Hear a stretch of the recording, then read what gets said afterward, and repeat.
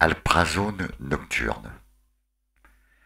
C'était dans le 5e arrondissement de Paris, un quartier très prisé des bobos. D'illustres hommes politiques y demeuraient aussi, et de ce fait, le périmètre grouillait d'agents du service d'ordre.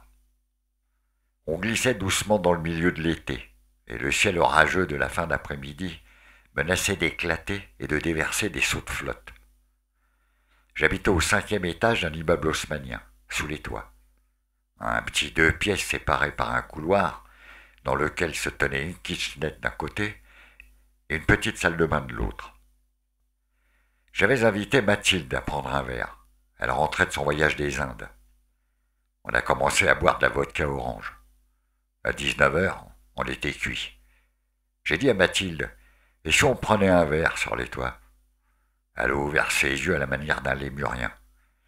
Alors j'ai pris le petit escabeau qui se trouvait dans le placard et je l'ai coincé entre le bac à douche et le lavabo. J'ai poussé avec la barre de fer pour ouvrir le vasistas, mais j'étais encore trop court pour attraper les rebords de la lucarne.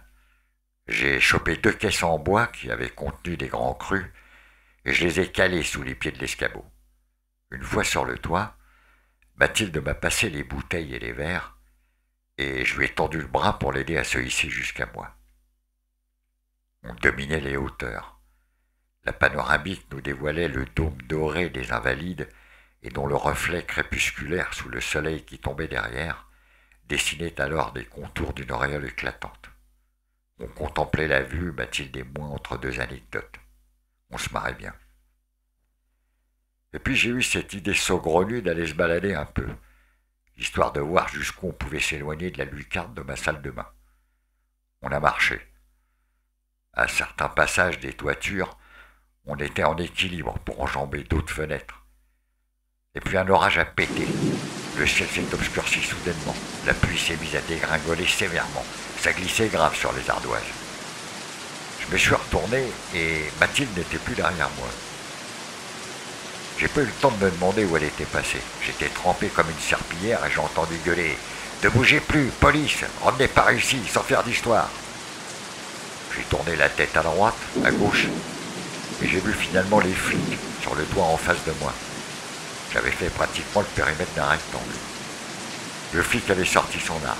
« Venez ici, faites pas d'histoire !» il m'a répété. « Ou je tire !» J'ai regardé encore autour de moi. Je voyais toujours pas Mathilde. Je suis revenu sur mes pas, vers le flic qui me tenait en joue, qui tombait des trompes d'eau. Puis 2 autres keufs m'ont chopé et m'ont fait passer par un vasistas qui donnait dans une chambre d'enfant. Les parents qui avaient donné l'alerte en entendant passer au-dessus de la fenêtre se tenaient aux côtés du gosse, terrorisés. Ils m'ont fusillé du regard. Les flics m'ont passé les menottes et on est tous sortis par l'appartement de la famille. J'ai vu Mathilde dans le véhicule des flics. On s'est regardé, on comprenait pas bien ce qui se passait. Ils l'ont relâché finalement et m'ont embarqué jusqu'au commissariat. Après m'avoir assommé de questions, j'ai fini dans une cellule de dégrisement, avec un lit et un oreiller en béton. Et puis dans la nuit, les flics m'ont embarqué dans le fourgon. On a rôdé pas mal de temps. J'ai demandé où on m'emmenait, et un flic m'a répondu « Reste tranquille et tout se passera bien ». Je pensais à Mathilde. J'avais dessoulé. Je me suis dit « Merde, c'est quoi cette connerie ?» Il y a un mec en blouse blanche qui a retiré un rideau pour séparer les compartiments d'une grande pièce blanche dont les murs étaient recouverts d'un carrelage comme celui qu'on trouve dans le métro. Le mec s'est planté sur la chaise en face de celle où j'étais assis. On a discuté. Le psychiatre scrutait mon regard à chacune de mes réponses. Il m'a raccompagné jusqu'aux flics en leur disant « Ça va, il a juste picolé un peu, évitez de me déranger pour rien ». Je suis retourné dans ma pièce bétonnée et ils m'ont relâché au petit matin. Après quoi, je suis rentré à pied.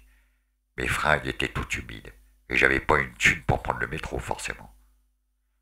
Une fois sur mon palier, devant ma porte, j'ai réalisé que mes clés étaient à l'intérieur de mon appartement. Je me suis demandé comment Mathilde avait fait. J'ai chopé l'échelle en bois accrochée au mur du palier, j'ai ouvert la fenêtre du couloir qui donnait sur le toit et je suis repassé par ma salle de bain. Je suis ressorti de chez moi, cette fois-ci tout à fait normalement, c'est-à-dire par la porte. J'ai raccroché l'échelle en bois à son emplacement et suis rentré me coucher.